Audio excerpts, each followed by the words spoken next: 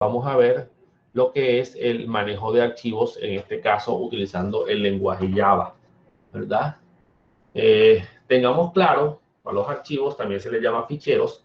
Ese es un nombre muy utilizado en países europeos. Es básicamente un conjunto de bits que son almacenados en un dispositivo de almacenamiento persistente. ¿Qué es un dispositivo de almacenamiento persistente? Pues una unidad de almacenamiento, un disco duro, un pendrive, una memoria flash, ¿sí? Una unidad de DVD. Entonces, es ese conjunto de bits que son almacenados. Presenta una serie de características. Los archivos pues tienen un nombre, eso lo saben ustedes de sistemas operativos. Pueden poseer una extensión que normalmente se asocia al tipo de información que contiene, aunque la extensión puede ser cambiada, ¿verdad? Pero eso simplemente implicará que el archivo no se va a leer con el formato predeterminado por el sistema operativo y puede generar un error en el proceso de lectura, ¿verdad? Normalmente los archivos se almacenan dentro de un directorio, también conocido como una carpeta. Recuerden que esto es una regla general, siempre deben estar almacenados en un directorio. Hay profilos que están en la raíz, precisamente la raíz es un directorio, ¿oyeron? Se llama directorio raíz, es el directorio inicial del árbol de directorio de un sistema operativo. Muy bien. ¿Qué tipos de archivos existen? Como estuvimos viendo en la clase anterior, asociada a los input stream, output stream, readers y writers, existen dos tipos de flujo, flujos de texto y flujos binarios. Muy bien, entonces existen específicamente a nivel general esos dos tipos de archivos. ¿Oyeron? Los archivos de texto y los archivos binarios.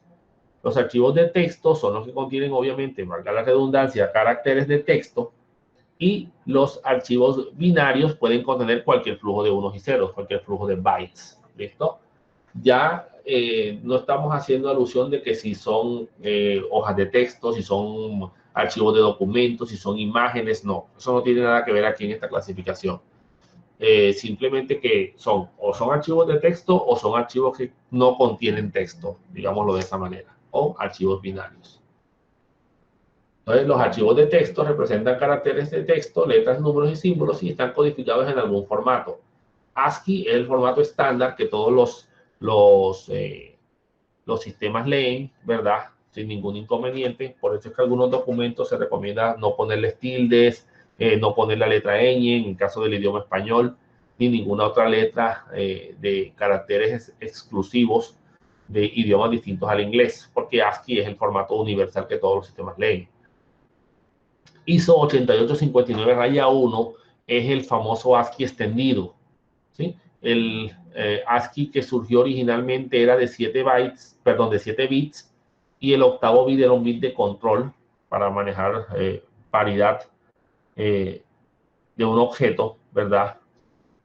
Y el ISO 8859-1, ASCII extendido, es cuando se le agregó ese octavo bit para manejar letras del alfabeto español, de los alfabetos latinos, francés, español, alemán. Bueno, el alemán no es latino, pero también se incluyó ahí caracteres del idioma alemán, utilizando ya 8 bits para procesar los datos. UTF-8, ya UTF-8 utiliza 16 bits por lo menos, de 16 a 32 bits para procesar la información. Latin 1 utiliza también un byte parecido al formato ASCII, ¿verdad? Pero tiene una estructura particular. Entonces hay una gran cantidad de caracteres y formatos de codificación. Por eso la pregunta que me hicieron ahorita, porque seguramente estaban pensando en que si no lo proceso de la forma correcta, los caracteres, voy a generar caracteres ilegibles o caracteres extraños dentro de mi sistema. Lo que sucede cuando tenemos, por ejemplo, una información dentro de un sitio web montado bajo servidor Apache en PHP, por ejemplo, y queremos almacenar información en una base de datos de MySQL.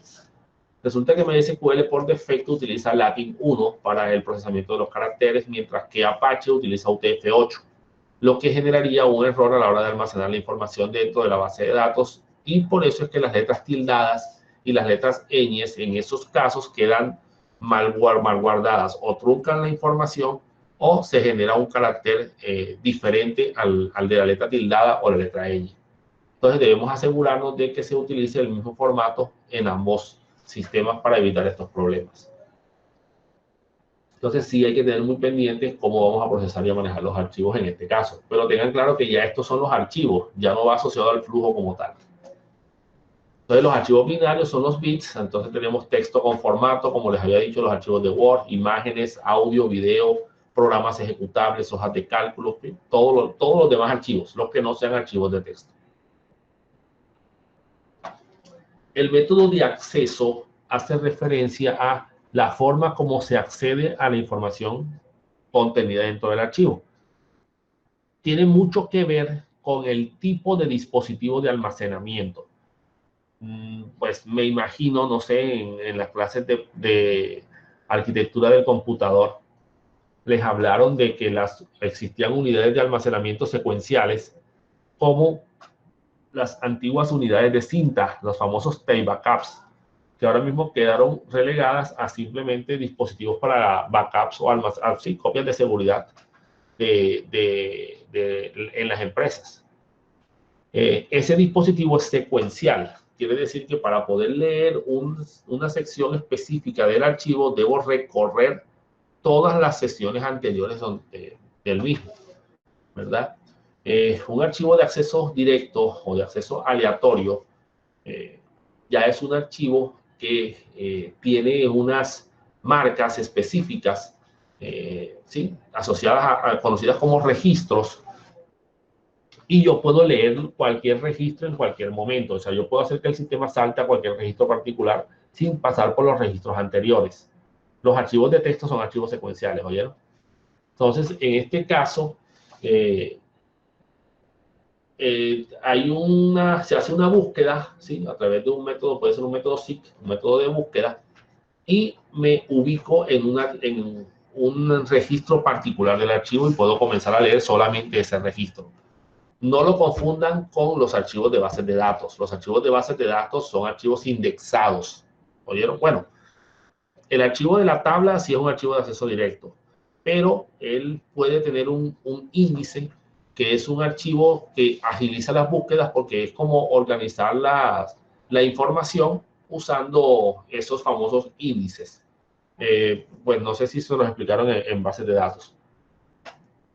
Entonces, pues tú buscas en el índice, si el índice encuentra la información más rápido, te vas al bloque particular al que está asociado a ese índice y ahí haces una búsqueda de la información particular que estás necesitando, lo que mejora el rendimiento en cuanto al acceso a la información. Entonces, esto es lo que ya habíamos dicho, el acceso secuencial, se lee y se escribe en orden secuencial. Para leer un dato debemos recorrer todo el archivo. El orden físico en que fueron escritos los datos es el orden de lectura, ¿sí? La información nueva normalmente se graba al final del archivo y puede ser almacenado en dispositivos de cualquier tipo de almacenamiento. ¿Oyeron? Todos los dispositivos de almacenamiento pueden manipular almacenamiento secuencial. Lo que no puedo hacer es tomar un archivo de acceso directo y guardarlo en un dispositivo de almacenamiento secuencial como una unidad de cinta. También se llaman accesos aleatorios, RAM, esto viene de Random Access de File, archivo de acceso aleatorio. También la memoria RAM pues es una memoria de acceso aleatoria como tal. La información se guarda en registros de datos. Se debe programar la relación entre el contenido del registro y la posición en la que está. O sea, siempre se registra una posición y podemos saltar, como les dije, directamente a esa posición. Y como les dije, los archivos indexados que se acompañan de un archivo de índices para agilizar las búsquedas, ¿verdad? Entonces, puede ser de tipo secuencial, el índice puede ser de búsqueda secuencial, de diferentes multiniveles o una estructura arbórea, como la que se usa en los sistemas de archivos de los sistemas operativos, ¿verdad? Este uso de índices pues, mejora las operaciones de búsqueda. Muy bien. ¿Qué operaciones puedo ejecutar yo sobre los archivos? Pues puedo crear el archivo si este no existe. Puedo abrir el archivo, pero ojo, la apertura del archivo tiene que definirse de qué forma va a ser. Si va a ser de lectura o de escritura. ¿Listo? Ah, profe, pero los archivos que yo abro en Word, ellos se abren siempre en modo que sea. Ojo, no hay que confundir las cosas. Cuando tú abres un archivo de Word, un archivo de Excel, un archivo de cualquier cosa en el computador, él por defecto lo abre en modo escritura. Se le llama modo RW. O sea, puedo leer y puedo escribir. ¿Listo? El sistema operativo decide abrirlo de esa manera. Si no tienes permiso para abrir el archivo en modo escritura, él lo abre en modo lectura. ¿Oyeron? Eso le iba a comentar. Muchas veces los archivos tienen permiso, entonces si no tienes que abrir enseguida en modo lectura, no solamente porque está predeterminado en escritura, ahí entran en juego los permisos. Sí, claro. Es que esa decisión a la final la toma el sistema operativo. ¿Ya? El sistema operativo, cuando tú intentas, digamos que el lenguaje, en este caso, vamos a hablar de, por ejemplo, Word. Word hace un llamado a un método, a una llamada al sistema, en este caso el sistema operativo, digámosle Windows. Creo que la instrucción se llama, la llamada se llama Open File, creo que es, no recuerdo. Sé que en Unix se llama Open, pero acá creo que se llama Open File. Y él, por defecto, activa la opción de lectura en modo lectoescritura, pero entonces todo basado en los permisos que tenga el archivo. Si el archivo no tiene permisos de escritura, entonces él no abre modo lectura-escritura, sino que abre solamente el modo lectura.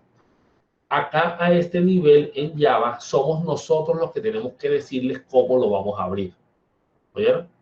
Si en modo lectura o en modo lectoescritura. O sea, si lo abrimos en escritura, sale en modo lectura también, lectoescritura en realidad. Muy bien, leer es para, el archivo debe ser abierto en modo lectura. Escribir, el archivo debe ser abierto en modo escritura. Cerrar para terminar el trabajo con el archivo y eliminar pues para borrar el archivo. Digamos que estas son las operaciones más comunes que se pueden hacer sobre los archivos. Ojo que no estoy metiéndome con copiar, cortar, pegar ni cosas por el estilo. Aunque a la larga cortar, copiar también es leer el contenido y volcarlo en otro archivo, pero eso se los explico en otro momento. En esta presentación encontramos las diferentes formas de construir un objeto, los diferentes ejemplos basados en los constructores que estaban en la presentación, en la diapositiva anterior. Entonces aquí tenemos la opción con un solo string, ¿sí? Aquí ponemos el string completo del archivo que queremos y el crear el archivo. Es esta primera opción de acá. Aquí creamos un string para el directorio y un string para el archivo.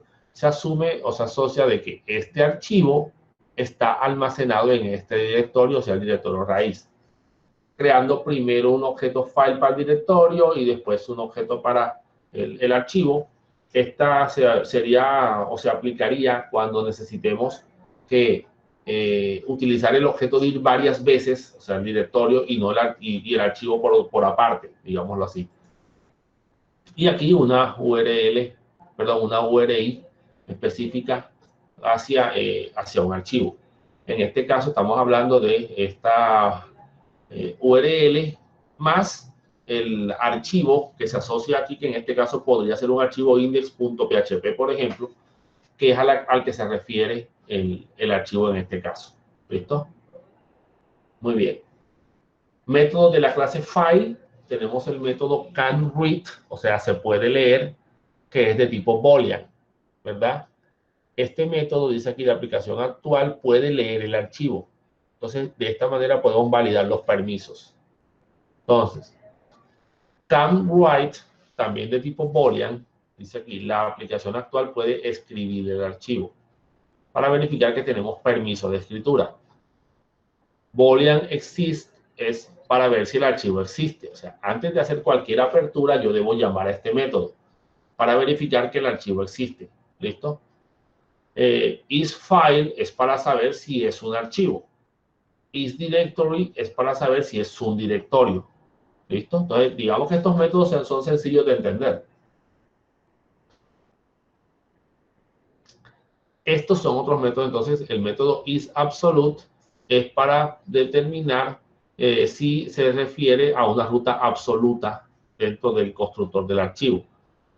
GetAbsolutePatch es para que me devuelva, miren que me devuelve un string, la ruta completa del archivo o directorio. GetName me devuelve el nombre del archivo o directorio. GetPatch solamente me devuelve la ruta. Esta me incluye la ruta y el archivo. getParent es el directorio padre del archivo directorio. Length, la longitud del archivo en bytes, o sea, cuánto espacio ocupa. Si es un directorio, devuelve 0 porque sabemos que, entre comillas, digámoslo así, los directorios no ocupan espacio. Aunque ya a estas alturas ustedes deben saber que eso no es cierto. Los directorios por lo menos ocupan el espacio de un clúster, que es por lo general 4 kilobytes. Las modifiers te devuelven la información sobre la última vez que se modificó el archivo en formato long. ¿Oyeron? Porque utiliza por defecto el tipo de fecha hora llamado timestamp, que es la cantidad de segundos que han pasado desde una fecha particular, creo que es el 1 de enero de 1970 hasta acá, que es la forma como los sistemas Unix cuentan el tiempo. Aquí tenemos un ejemplo, ¿sí ven? Y del uso de la clase file. Tenemos aquí el import del java.io. Ya sabemos que este asterisco no lo debemos llamar completamente porque estaríamos llamando a todas las clases del paquete IO. Deberíamos concentrarnos en las clases particulares que necesitamos. Pero bueno, esto es para el ejemplo. Llamamos aquí a la clase, la llamamos información fichero. Y aquí llamamos al public static void main con el string args. Noten que lo asociamos a un IOException a través de throw IOException. Por si se ejecuta alguna excepción de entrada-salida, él la procese y simplemente la capture. Miren que cuando yo uso esto, no tengo por qué utilizar un try-catch, ¿verdad? Sino aquí, en el momento en el que se está creando el archivo, tendría que decirle o llamar a un try-catch en todo el bloque asociado hasta las opciones de lectura y de escritura del archivo y todo esto.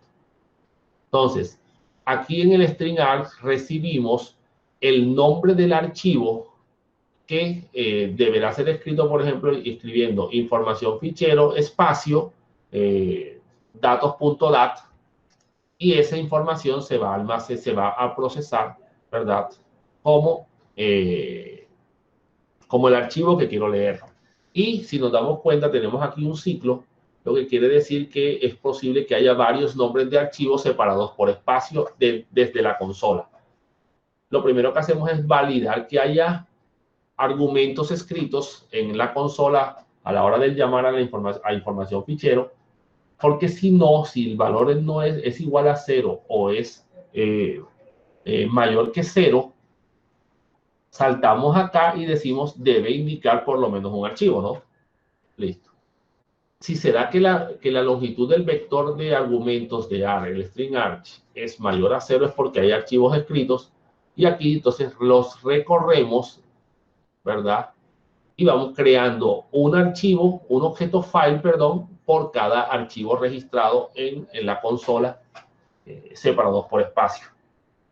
Entonces, aquí mandamos imprimir por pantalla el nombre del archivo. Miren, F, que es el file, .getName. Bueno, miren que aquí en el file yo llamo args y que es la posición del vector 0 hasta la longitud total de archivos que se hayan escrito. Aquí saco el nombre, aquí saco la ruta, miren, getPatch. Luego verifico si el fichero existe, ¿verdad? Porque hasta ahora aquí lo creé. Aquí voy a ver si existe, no lo he abierto todavía. Pues verifico si esto me arroja verdadero es porque el archivo existe. Aquí verifico si se puede leer, entonces puedo escribir, se puede leer. Si se dan cuenta, aquí aparece un signo de interrogación. Esto es un operador ternario, no sé si lo hayan visto ya en C o en Java. Básicamente aquí lo que estoy diciendo es, esto es una condición, esto es como si fuera un if, un si, pero es mucho más simple de escribir. Si esto da verdadero, ¿verdad? Se ejecuta esta instrucción, se puede leer. Si esto que está aquí es falso, se ejecuta lo que esté después de los dos puntos, o sea, no se escribe nada. Lo mismo hago aquí. Lo hice así para no escribir muchos if y que no me cupiera en la pantalla y me tocara bajar los tipos de letras. Entonces, ese operador interrogación es un operador ternario. Si se puede escribir, el sistema dice, se puede escribir. Miren que puse una coma para que se concatene con este de acá, por si acaso, miren que dice print y no print ln. Y aquí está también la coma. Si no, no se escribe nada. ¿Listo? Y al final pongo un punto para poner el archivo existe, se puede leer, se puede escribir, punto. Luego aquí se hago el salto de línea y después digo, bueno, el tamaño del archivo es este. Entonces, si ven, esta es la información de lo que puedo hacer con ese archivo.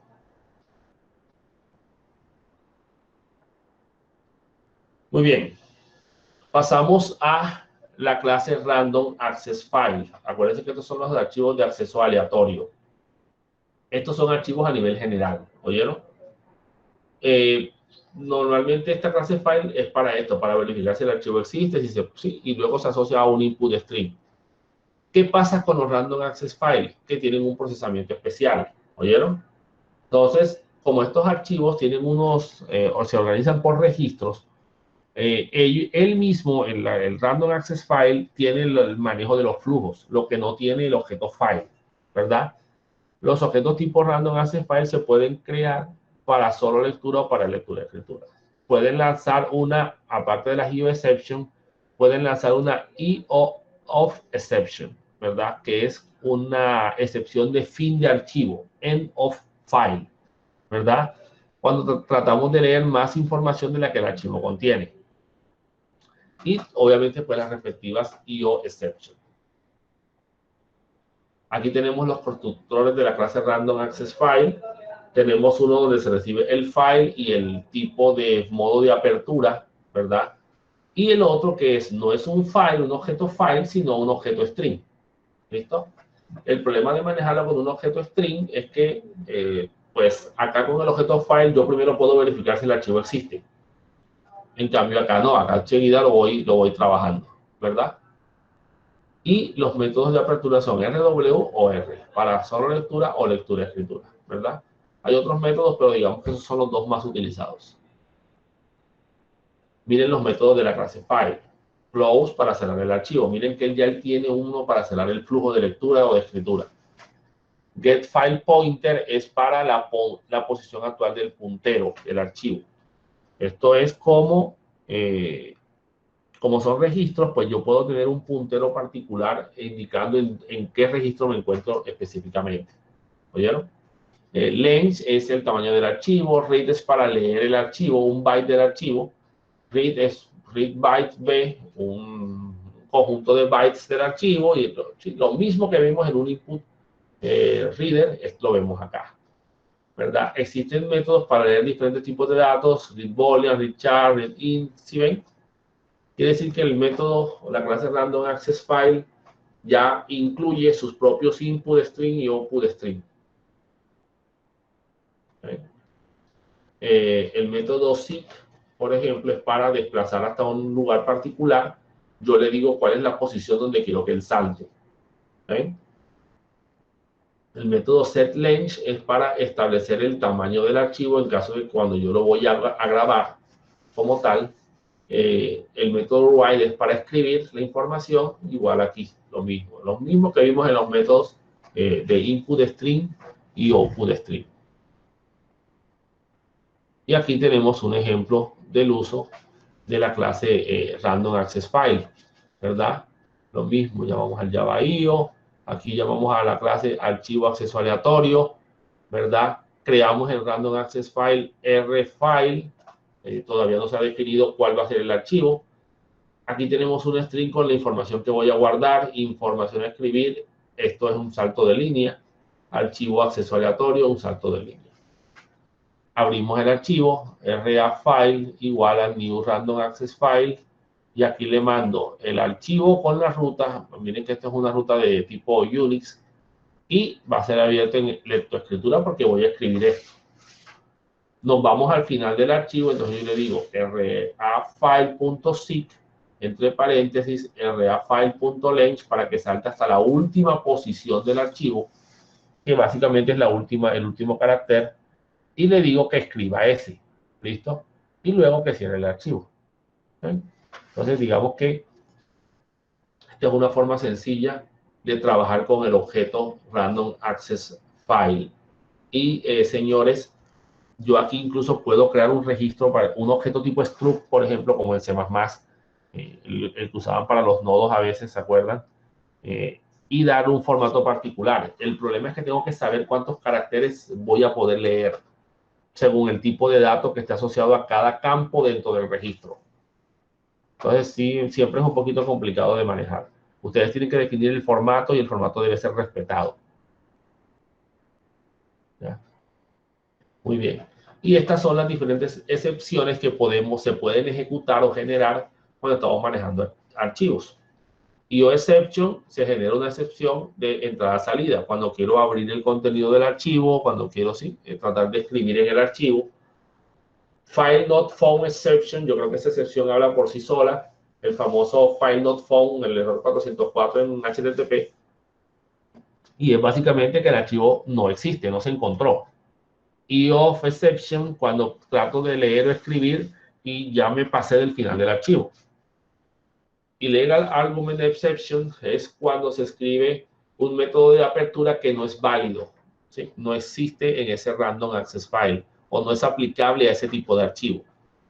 Security exception dice aquí si los modos de apertura de un random access file no se corresponden con los permisos del sistema operativo.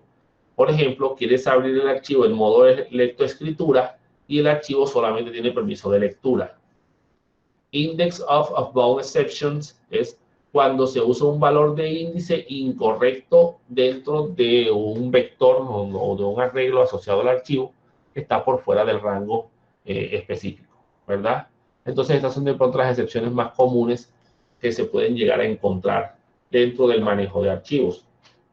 Pueden hacerla fácil, que es decir, simplemente catch exception y capturar todas las excepciones, pero lo mejor siempre es poner las excepciones particulares que pueden llegar a generarse, teniendo claro, por ejemplo, que la IOException es más genérica que la File Not Found Exception.